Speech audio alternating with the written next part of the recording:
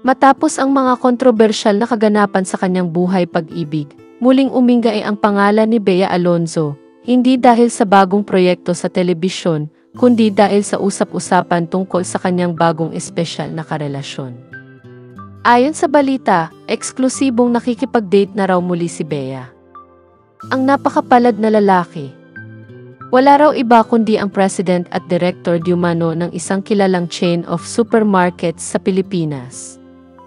Isa itong negosyanteng may kaya at ayon sa ilang taga-showbiz, pamilyar na rin sa mundo ng entertainment. Siya raw ang kadalasang kausap tuwing may mga proyektong may kinalaman sa showbiz ang nasabing supermarket chain. Bagamat nasa early stage pa lamang di umano ang kanilang relasyon, kapansin-pansin na tila masaya si Bea sa bagong yugto ng kanyang personal na buhay. Marami ang nakakapansin ng kanyang muling pagkangiti at ayon sa mga malalapit sa kanya, tila mas panatag at positibo ang aktres ngayon kumpara noong mga nakaraang buwan. Matatanda ang naging bukas si Bea sa naging hiwalayan nila ng aktor na si Dominic Roque. Sa ilang panayam, diretsahan niyang ibinahagi na si Dominic ang nakipaghiwalay sa kanya, sa kabila ng katotohanang engaged na silang dalawa noon at nagbabalak ng magpakasal. Isang masakit na yugto ito sa buhay ng aktres, kaya't marami ang natuwa nang mabalitaang unti-unti na siyang bumabangon at nagbubukas muli ng puso. Samantala, sa kabilang banda, matagal nang lantad sa publiko ang relasyon ni Dominic Roque kay Sue Ramirez. Sa katunayan, kamakailan lamang ay ipinakilala na niya si Sue sa kanyang mga magulang.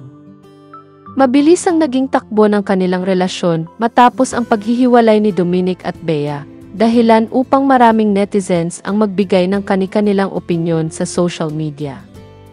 Sa ngayon, wala pang anunsyong bagong teleserye si Bea sa Channel 7, ngunit hindi naman siya nawawala sa mata ng publiko.